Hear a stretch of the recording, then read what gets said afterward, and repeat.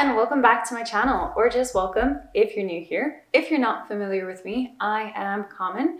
I'm a first-time mom to Elba. I like to think that I do things very intentionally, very consciously, but maybe just a easier way to describe my parenting is to say that I am pretty granola. We've been doing elimination communication from birth. This is my third elimination communication video.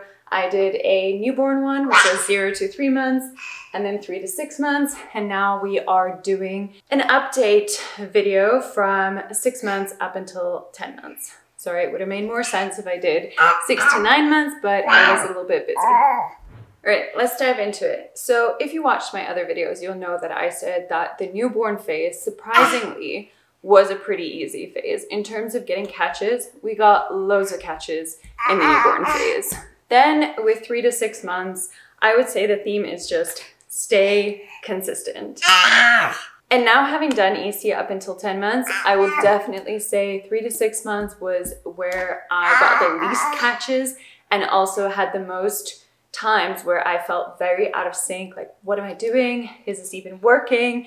And FYI, it is working. You just need to stay consistent with it. But looking back, I can definitely say that 3 to 6 month period was, yeah, felt a bit out of sync. Anyway, I would offer potty, nothing would happen, and there'd be a random week here. I'd feel like I'm not really seeing signs. Am I really seeing signals? If I am, they're not really consistent. Like, what am I doing? And then honestly, like, one day it would just flow and it would just sink and back to getting it in the potty. And suddenly I'd be recognizing communication and feel much more connected, feel much more in sync with her communication with me and also the timing of when she would require potty. But I just want to start this video by saying whatever phase you're in, because yours might not run from 3 to 6 months. I don't think it's like an age thing. I think it's a developmental thing, like where your baby is at developmentally. So if you're in a phase where you're feeling like very out of sync and like, what am I even doing? Like not getting many catches. Just want to say, keep at it, keep consistent, because they are taking in the information that you're passing along and you are learning a lot about your baby. This is also true for other things that you're doing with your baby, not just elimination communication. If I can give you an example that's not relevant to elimination communication. From the moment that Elba could crawl, I was trying to facilitate bum first off of the couch or the bed or anything. Honestly, it felt like I was talking to myself. Stayed consistent with it, but I'm like, what am I doing? I was thinking, you know, should I wait until she's older, when she can understand me more? Like, is this... Hey, does she even know what I'm doing? Like, does it make a difference? Yeah. Does it make a difference what I'm doing? And then one day I watched her throw one of her toys off of our floor bed, and she crawled to the edge of the bed, tried to reach down, saw that she couldn't get it, reversed, turned around and went bum first off the bed. So it does make a difference. We just need to stay consistent and be patient and also realize that they are learning these things in their own time, but we're also learning from them. So definitely elimination communication is a two-way learning to be a team, and me trying to give her communication methods that are easier for me to understand, but also trying to be aware of whatever signs and signals she's already giving me. All right, so let's talk about where we are in terms of moving from the 6 month phase. Again, I'm saying it's a 6 month, but I think it's a developmental phase. So at 6 month, Elba was sitting independently, and then shortly thereafter, she was crawling. So one of the things is that I no longer hold her on the potty. I simply put her on the potty and I could walk away if I wanted to, or go get the diapers, or go get something if I wanted to. Typically, I don't walk away when she's on the potty, and that's just because she can get off as well, but sometimes she might, and she probably is going to bump the potty when she's busy getting off. We're now entering the phase where she does understand that she needs to lift a little bit higher to get off of it without it falling over. But for sure, up until this point, she'll just kind of like get off and take the potty with her. So I do think that with every developmental thing that your child goes through, you're going to experience some minor changes when it comes to elimination communication. Some of those changes are going to make things a little bit easier, and some of those changes are going to mean that you need to strategize on how to approach something a little bit differently, like diaper free time when they're crawling. Anyway, I'll get back to that. Let's talk about catches. I still think that the #1 way to get catches in the potty is your transition catches. That's to say that when you're going to transition from one task to the other, or one activity to the other, or one thing that they're doing to the other, those are the times that we get the most catches. The biggest one is still after she wakes up from sleep.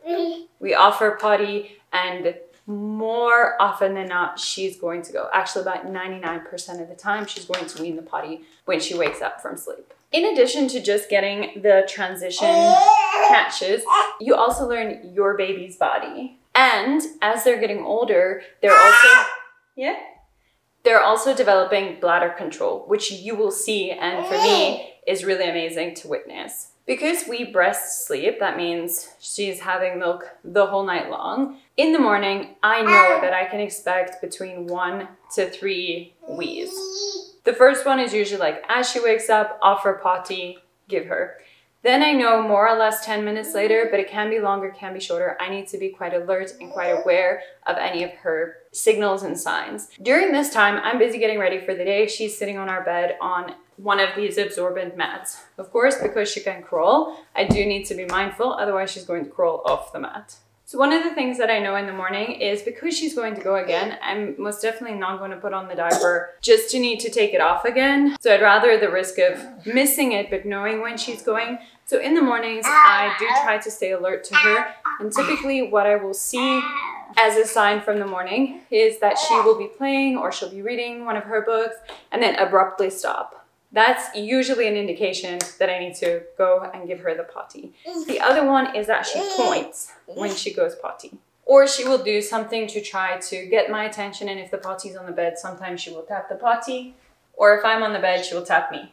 But yeah, you come to know your baby, and you also know input equals output. I only know breastfeeding on demand. We don't have any kind of schedule or anything like that, but I know typically when I'm breastfeeding her that at some point thereafter, she's going to need to wee. So if you are feeding your baby and you're the one doing that, you're typically going to know that they need to go more or less sometime after that, and the amount of time you'll probably get to know with your baby. Especially if you're doing loads of diaper free time, that way we see when they're going after a feed. Okay, but back to the transition one. So in the morning, after sleep, after any nap, before we're gonna get in the car, after she gets out of the high chair from eating, when we get back from whatever trip we had in the car, or when we are driving somewhere wherein we get to the place that we're at, depending on how long the drive was. Obviously, if I offered potty right before we got in the car and I know that she hasn't really had anything since, I'm not going to offer potty right when we stop. And sometimes I also have to, get on and go. And depending where we're going, I'm either going to offer potty in the car or offer potty where we're at. If it's a play date or if it's with friends that I know, then I'll just go do potty inside. But if it's some other kind of place that I don't really know whether we'd be able to potty or not, I'm probably going to do it in the car. Because we do potty in the car, I took advantage of another Facebook Marketplace sale of someone who bought the EC stuff and then ended up not using it. So we now currently have 3 of these baby potties. We have one upstairs, this is our downstairs one, and then we have one in the car. We also have 2 cozies that go in here. One of them is in our diaper bag, just in case, because we live in Calgary and it can get pretty cold. So if the potty in the car is cold, the diaper bag has been inside with me, then I will put on the cozy onto the potty. Because we've had a milder winter, I've not found that that's been necessary, but I'm doing that just in case, because I don't think that she's going to enjoy it if I put her onto a potty that's been in like really, really cold weather outside. Let's quickly take a break from talking about the transitions to talking about the things, because we're on that topic. So I'm friends with another EC mom, and her daughter is literally double Elba's age. They use the IKEA potty. The other day when I was at IKEA, I also saw the potty. It looks like a great EC potty. So I've seen it, I've held it, but I haven't put Elba onto it. And I was initially thinking like, why didn't I just buy the IKEA potty? Like, it's so much cheaper than buying this one. And I chatted a bit to the mom and I was saying like, you know, maybe I should have just bought the IKEA potty. Like it looks really great. It's much smaller than like the typical toddler potties you'll see. And it seems like, yeah, it's got nice support and everything. And then she said something that made me aware that actually I'm pretty happy with my choice of having gotten this is quite stable for a baby. And also it's much shorter, which means that when your child is quite young and still their legs are quite short, even from a very, very young age, because we started using this one, I think even still towards in the newborn phase, like, but towards the end of the newborn phase, her legs could reach the floor on this one. Now, this might be a preference thing with your baby, but Elba seems to like putting her legs down onto something. When she couldn't reach something on the newborn potty, she used to like facing us with her legs on us. That's how she used to potty, even on the newborn potty. And even now she likes to sit with her legs like firmly on the ground, which to me makes a lot of sense because even in our home, we use a squatty potty as adults to kind of facilitate the correct posture for going to the bathroom. So it makes sense that she'll also want to be in a nice squat position. So even though your baby with the IKEA potty is going to be able to probably, depending on how tall they are, reach the ground, they might not be in that nice squatting position that might be the most comfortable and also probably the nice, like, correct posture for bowel movement specifically. I'm not really sure if it makes such a difference to urinary output, but I think for bowel movements it does. And another thing that reaffirmed this for me is I bought the toilet seat reducer to see if Elba wanted to try go in the bathroom on the toilet, and she didn't. It was a variety of things, like, you know, it was novel and new and fun, and the toilet paper is exciting to play with. The other thing is I do think that she missed having something to put her feet on.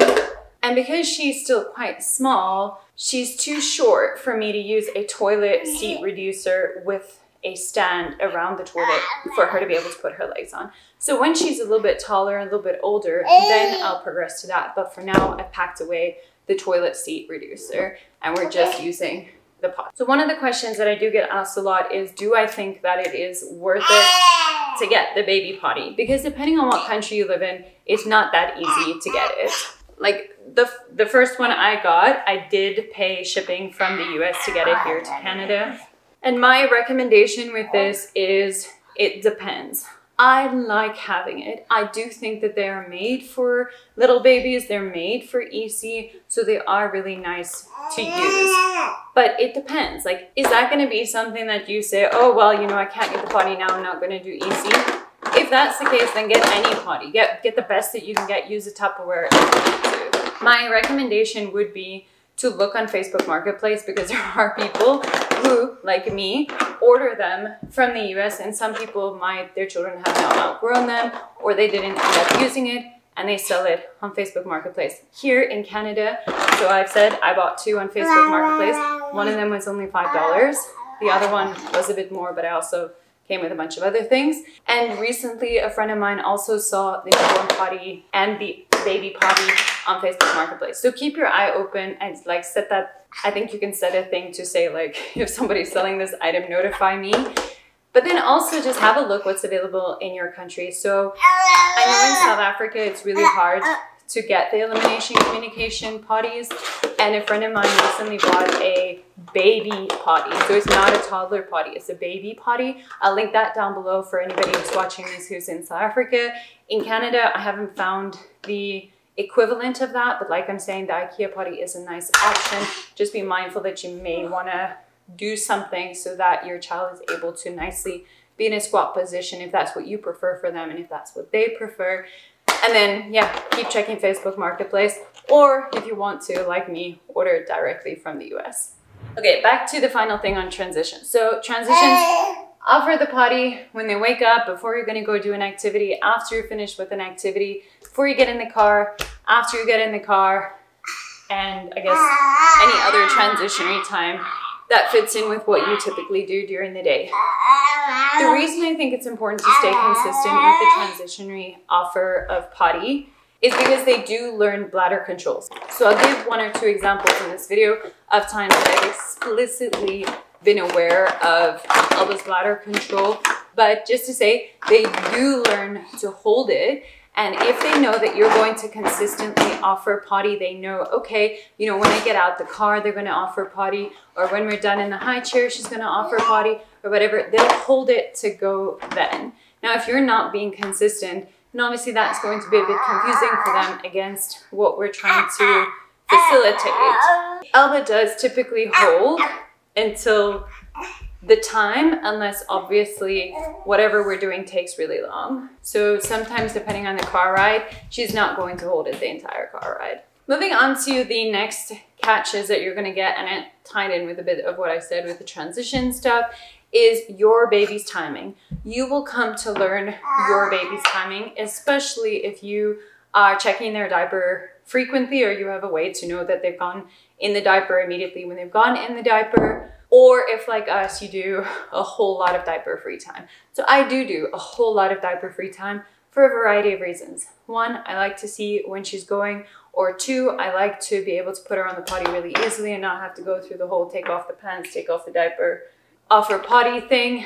And then three, because I don't think it's all that good for their bits to be confined in a diaper for the whole day. So especially after a long night of having worn a diaper, I will want her to do diaper free time. Anyway, you'll come to know your baby in the sense that it will be like, you know that you fed them, and a while later you'll be like, oh, it's been a while since I offered potty. I should probably offer potty now. So that would be a random offer of potty, knowing that, oh, it's been a while. Typically my child does like to go within a certain amount of time after having fed. Now that we've discussed kind of catching, let's talk misses, because it's going to happen. Even though at different times you're going to miss a whole lot less, and you're going to be on like a streak of getting almost all of them in the potty, and then maybe you'll go through another phase of missing a lot. My recommendation, I think I've said this in all of the videos, is do not base your EC success on the amount of catches that you get. I think that places unreasonable expectations on you and unreasonable expectations on your baby. I don't even make a big deal out of any kind of miss. If I see that she's weeing, I'll immediately pick her up, put her on the potty, and say to her, Elba pee-pee. We don't really miss poo, so that's not really a thing. But if we were missing that, then, you know, I would just tell her what she's busy doing. Then I just put her on the potty to either continue, or if she's finished, well, then she's finished. If she went in the diaper and I didn't realize when she went, then it's not a big deal. I don't really focus on it, unless what you want to take from it is that, oh, I realized maybe I should be offering potty a little bit more. Or like, oh, right, when she was doing that thing, she was actually maybe signaling to me and I could have offered potty then. Like, if you want to take something from it, great. But I would highly recommend not letting it bum you out, so that you don't project any of that pressure onto your child. But I also wouldn't recommend you putting that pressure on yourself. Of course, with EC, you're going to maybe have like some outcomes that you want eventually, but I don't think that EC should be achievement-based or really that much outcome-based at this age, or any pressure on your child to be diaper-free at a particular age. I think that's going to create some negative things in the journey for both you and for your child. So with everything else that we're doing with parenting, or I choose to do with parenting, is to facilitate, to provide the opportunity for learning, and then to relax and let us both learn in our own time and grasp something in our own time. Anyway, more on the practical note of misses. Misses were not a big thing newborn phase, or even really 3 to 6 months, because I don't think Elba was really crawling much at 6 months. She was rolling, but I mean, she didn't roll like super far, and these absorbent mats are a decent size, so she very rarely rolled off of the mat. At that point, she was pretty much still sitting playing where she was left sitting playing. But now she does crawl all over the place, so it is unlikely that she's going to stay on the absorbent mat that I put her on. Except in the morning, she typically does sit on the bed and play, read her books, and stay on the mat. Okay, since she opened it, that's the size of the mat. Another option, if you wanted a bigger mat and a bigger space for them to roam, or something that's maybe even easier to clean, because these are absorbent mats. Like, I bought them for birth and they've just doubled as our diaper-free mats. But another one, and I'll link it down below, is our high chair mats. It's from some small business. They've been awesome. So we use them to catch food under the high chair. but they've also been really great if I'm out in warmer weather and we're outside and I want to put her on that diaper free. They're larger and then it won't absorb. You can just wipe it off. Anyway, with misses and diaper free time and all that, you've got to decide what's your comfort zone, or what's going to make sure that you don't resent this journey. What's going to make sure that you don't resent your child for having normal bodily functions, or resent the process of EC or anything. And if that means for you a lot more diaper time, then that's what it means for you. I'm very relaxed about cleaning up messes in our house. This play couch behind us, it's got waterproof liners inside, so I'm really not bothered about her spending diaper-free time on that. Pretty much everywhere in my house, I have a tallow soap spray that I make that I use to clean anything like a rug or the carpet or whatever from any kind of messes. I just like having those around. Almost never, I want to say never, but like I'm scared I missed like a one time that it happened.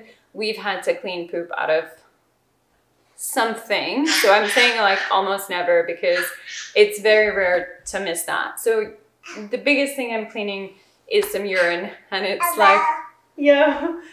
And for me, it's not a big deal, so I'm happy to do a lot of diaper-free time. I'm on some kind of Facebook group, and somebody was saying that like they're really struggling with starting the potty training journey because they've got a lot going on and they don't really want to clean up the messes. What can they do, etc., etc. So clearly, if that's the thing for you, then you've got to work around that. It's not a thing for me, so I'm happy to do diaper-free time or try to arrange my home such that it is okay for there to be messes. Our mattresses all have mattress protectors on them, and we do have these absorbent mats all over the place. But I wouldn't recommend copying someone on the internet when your tolerance of cleaning up messes is lower. I'm also pretty chilled when any other mom comes to visit us and is also doing EC. I'm very happy for them to let their child run around diaper-free or only in trainers, and if there's a mess, it's not a big deal.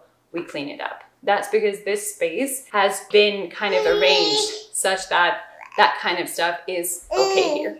Right, then still on the missus front, we don't spend all the time diaper-free. Obviously, she's wearing a diaper right now. So let's talk about the backup diapers, which again, for me, my preference here has changed. So I will make a cloth diaper update video. But anyway, for backup, we only use cloth diapers. I'm 100% cloth diaper mom for a variety of reasons. The reason that ties into the EC part for me is that I do not want her to get used to feeling wet. Feeling wet is a part of like the human experience because we wear clothing. So we don't want to wet our clothes and then walk around with it. So for me, that's just kind of like a natural thing. So I don't want her to get used to feeling wet. And cloth diapers, your baby will typically have that wet feeling and then indicate to you in some way that they're uncomfortable and they want you to change their diaper. Whereas the modern day disposable diapers have become really great at your baby not feeling wet. So oftentimes I think we don't do it, so now I'm speaking theoretically, but I think you might not know that your baby's gone because they're not feeling uncomfortable because the moisture is being pulled away. Whereas with cloth diapers, it's typically quite easy to see when Elba would like us to change her diaper or when she's gone in her diaper. At some point I considered, because some of the cloth diapers that I purchased came with fleece liners, like I didn't buy that separately. And at some point I did consider using the fleece liners. I probably even used them a few times. But then I realized it's kind of defeating the purpose of what I want, because it's mostly there to make cleaning poop in the diaper easier, but another function is to draw the moisture away from your baby, which would be defeating, the point of it for me. Therefore, we don't use fleece liners. And yet, while it would make cleaning poop easier when they're transitioning away from just breastfed poop, I don't think that it's worth it for me to use them because most of the poops are in the potty. So I very rarely need to clean poop out of a diaper, and I'm not going to use a fleece liner every single time she wears a diaper for those rare instances that I now need to clean it out of the diaper. All right, but what I will say is that it's important to find backup diapers that are easy to put on and easy to take off. My preference has changed a little bit over time because the more mobile she became, the more I wanted a diaper that was easier to put on and take off when she's not necessarily lying still. Right, so there was a brief phase that Elba no longer liked to lie down to have me take the diaper off or put it back on. That obviously makes it a little bit more challenging because with EC, you are doing that a lot. The tip that I'll say here is we did not just push through and have her be upset through that. I really tried to work with it to see how I could make it more comfortable for her. So when she didn't like to lie down to do that, then I would change her diaper while she's standing. That is very hard to do with some types of cloth diapers. So we haven't used flats in a while, but the best one for me to use when she was having that preference was the assembly organic cotton diapers, because you don't have to worry about how they fit. You don't have to be like, oh, is this part tucked in? Oh, is this right? Or is this right? You can just kind of put it on, you know which press stud place you're at, and then go with it. So that was great. If your baby has a particular preference or doesn't like to lie for diaper changes, or there's something else that's kind of making that difficult, I strongly recommend just trying to find diapers that work best for you and for your baby. The other tip I'd like to share, and this is maybe even a reminder to myself, is that just because our babies are going through something at a particular time does not mean that we should extrapolate that's going to be how it is. Now, I for sure was like, oh, we've run out of like the whole our baby super chill, doesn't mind diaper time, is happy to lie down for me to dress her and so forth. Like, she's gonna hate it now, and made it as if like this is our thing. Literally like a few weeks later, very few, not many weeks later, she just went back to not minding.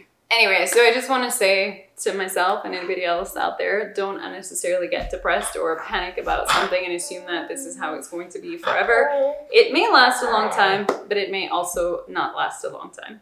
I do look at ways that I can just make that to be a slightly nicer experience for her, and not in the distraction sense. That's not something we do as part of our parenting. Like, I don't do things to distract her, but honestly, a lot of the time, the reason she doesn't want to lie there is because she wants to play. So if I know that she's quite tired and we're, for example, doing night nappy, then I will ask my husband if he will play with her or chat to her while I'm doing that. I don't see that as a distraction because honestly, she wants to play, but I'd like her to lie there because the night nappy, I need it to go on in the right way. Otherwise, we're gonna get leaks.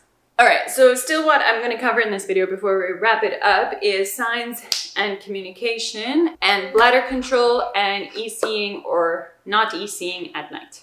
All right, let's talk about signs and communication because I mean, it's in the name, elimination communication. Our babies are communicating with us. It is about figuring out what they're communicating, but then also letting them know what our preferred method of communication is, be that verbal or nonverbal. Over time, they will probably learn to say or do things that we are showing them we would like them to do for us to know that they want to potty, but also the whole time we're being aware of what are the signs that they're naturally making or what is the communication that they're using to tell us that they would like to go.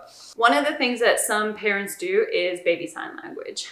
I'm not sure whether I wish I had done this or want to do it or not, but we haven't really done baby sign language. I think my husband does do the sign for pee-pee and poo-poo, but for me, mine is mostly verbal communication, and then I point at the potty or I tap the potty. I think the reason I didn't kind of jump on that is when I looked up the sign for pee-pee and poo-poo, they seemed quite difficult, and also I wasn't in the habit of doing it. So one of the things that you could incorporate in your EC journey, if this is something you're doing as general parenting as well, because some people do use it for like milk or food or all done or sleepy or whatever, then you can just have like a sign for pee-pee, poo-poo, and or just for potty. A thing that I do is that I say pee-pee, Elba pee-pee in the potty when she's peeing in the potty, of Elba poo-poo in the potty when she's poo-pooing in the potty. I speak Afrikaans to her, which is why that probably sounds weird, even though those are very similar to English words, and I would always point and tap. So she has only recently, as in like yesterday, started making the P sound with her mouth, like the letter P. So up until this point, she has not been using that communication to communicate with me, but like more than a month ago, she started to point when she is weeing. So even when she's wearing a diaper, she will point and I will know that she is weeing. In the potty, sometimes I can't always hear it or see it, I know that when she's pointing, she's weak. That doesn't help me to know to put her on the potty because she's pointing while she's wee. But nonetheless, it is great for knowing her timing because she does it even when she's wearing a diaper.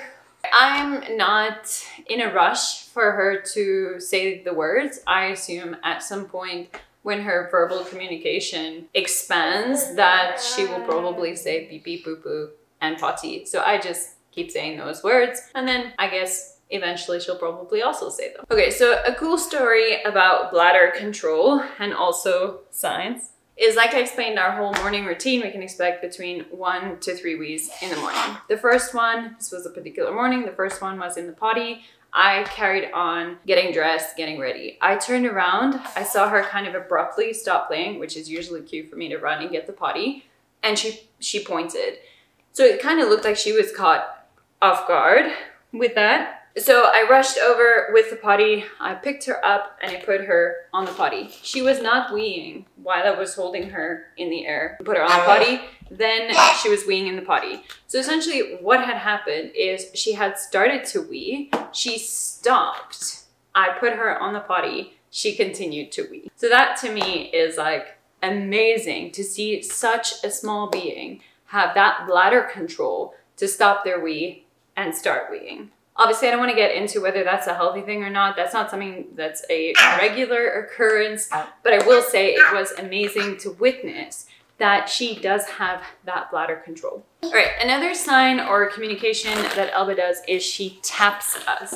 Now, it's not always the easiest thing to tell the difference between random tapping us and potty tapping. So, you know, sometimes it's a bit like, okay, you know, which one of those is it? But yeah, tapping us and tapping the potty or picking up the potty are typical signs that she makes when she would like us to offer her potty. An easier one, so the tapping is hard if it's like we're sitting like this and she starts to tap me. Sometimes it's very clear, like she'll be playing, she'll stop playing, she'll turn around and she'll tap me. But sometimes she wants to play with me. That's when it's not so clear. But the one that is quite amazing to witness, and this has happened quite a few times, is where we are now is in Elba's playroom, and over there is our kitchen. So often she'll be playing here independently and I'm busy doing something in the kitchen. This has happened many times where she will be playing, suddenly she'll stop playing, she'll crawl over to me and she will tap my feet or the back of my legs. I know this to mean that she'd like me to offer her potty.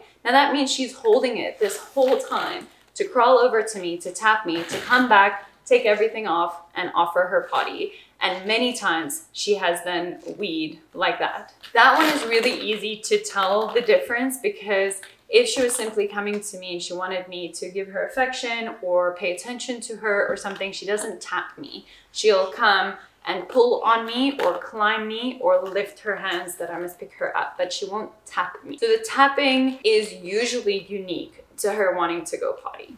Okay, one that was also very cool, the other day I was again in the kitchen, she crawled up to me, and then I don't even think she tapped me, but she crawled up to me and the way she sat down, maybe it was her facial expressions, her body language, something, I was like, she needs to poop. Came, took the things off, put her on the potty, and she pooped. My husband witnessed that and he's like, how did you know? And I said, honestly, there wasn't like this one thing I can tell you, oh, look out for that, then you'll know that she needs to go poop or whatever. Like there was just something about her mannerisms that led me to think she would like to poop now, and I was very confident in that. Of course, haters are gonna be like, oh, that was a coincidence, there's so many times you were wrong, etc., etc. Yes, I don't think it was a coincidence, but of course we're going to be wrong many times. Like communication in general is not 100% that we understand what somebody else is saying. Even somebody with an outstanding vocabulary able to communicate, oftentimes there is misunderstandings in how we communicate. So of course we're not going to be correct with easing 100% of the time because it's part of communication, and of course there will be misunderstandings in communication and times where we missed communication from our baby and times where we misunderstood communication from our baby, or maybe she thought she wanted to go and then changed her mind, and here we are thinking, you know, like maybe that's not a sign, maybe it was a sign but she changed her mind.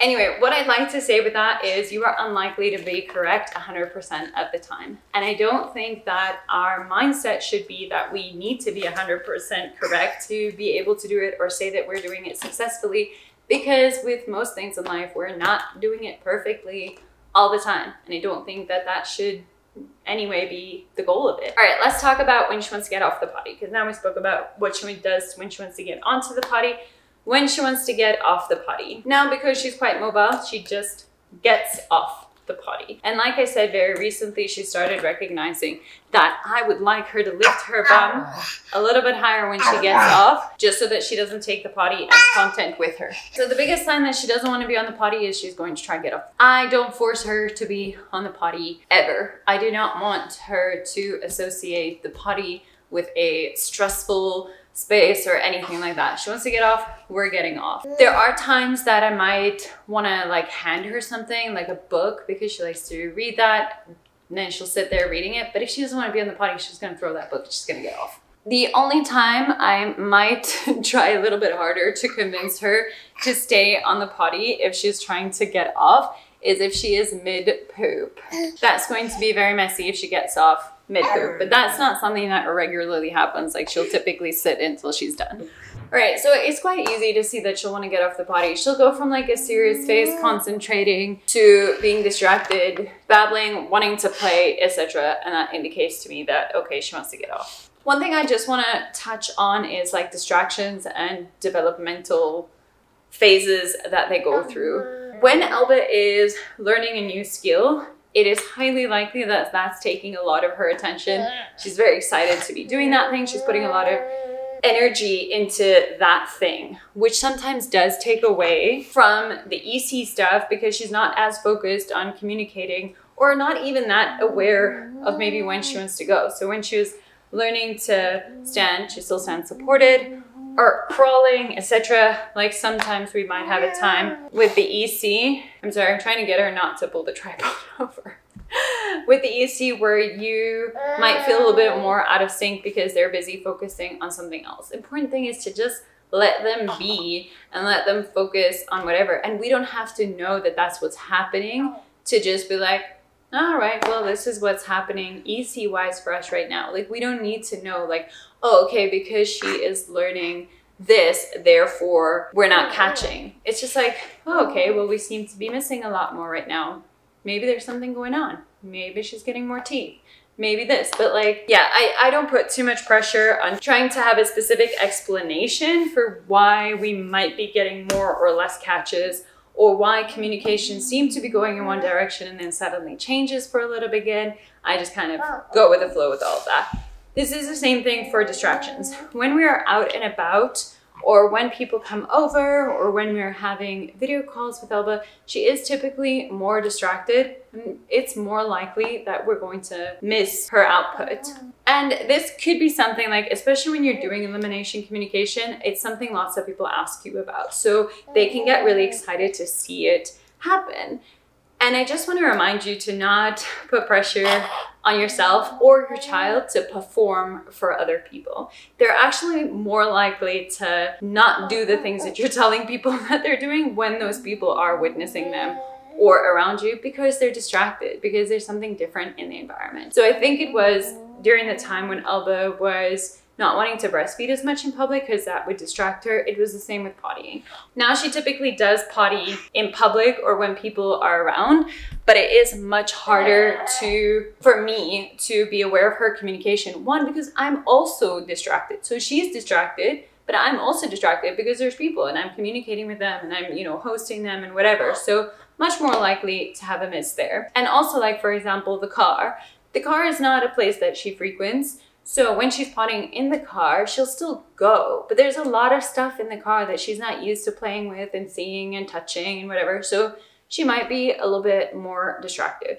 So this is just the reminder to not be tempted to have elimination communication be your performance thing, especially for someone like me who shares stuff online, and I'll be like, oh, Elba points when she wheezes. And then someone might come for a play date and kind of be like, well, she's not pointing. Please don't let that kind of stuff influence your EC journey, because your child might communicate when people are not around and then not want to do it when people are around, and it's not a performance thing. So just be mindful that when they are distracted, there might be more misses, and EC again is not an achievement thing for us to prove anything to anybody else. Obviously, I'm not gonna lie, it is pretty cool when people get to see the stuff that I experienced with our EC journey. So I do have friends that have witnessed the things that I talk about, and it's really cool for me to share in that experience and have them also see it. It's like really fascinating and it's really awesome. But there's no pressure for that, and it's not a performance thing. It's just cool if they do witness it. It's also nice if you are hanging out with other EC moms where it's helpful for babies to be seeing the other one go potty, because they do copy each other. So in that sense, like, it is also nice if Elba's going pee-pee in the potty for another child who's doing EC to see that she goes pee-pee in the potty. Let's end with nighttime elimination communication. Newborn phase, I did nighttime elimination communication. I offered potty at night. We had catches at night. I changed diaper at night. From after newborn phase, I stopped doing that. She started wearing a nighttime nappy, and I didn't change the nappy or offer potty unless there's something that happens during the night to lead me to believe that it is a good idea to do that. We breast sleep. So what that means is that Elba will feed throughout the night, but she will not wake up to do that. I obviously wake up to change sides, check on her, and so forth, but it's not like a super awake state.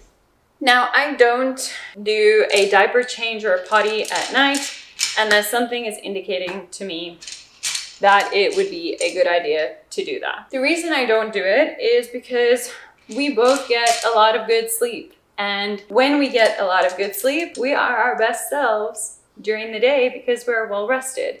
So I'm not going to disrupt being well rested to offer her potty. However, I will change that strategy if I believe that her having a wet diaper is interrupting her sleep or possibly my sleep, but it will mostly be dependent on her sleep.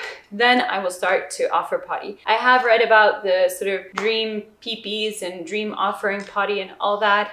I can't say that I've tried it, but based off of the experience that I've had with Elba, I do think that that is going to wake her up. I don't see being able to do that with her staying asleep. So I don't dream offer potty at this point.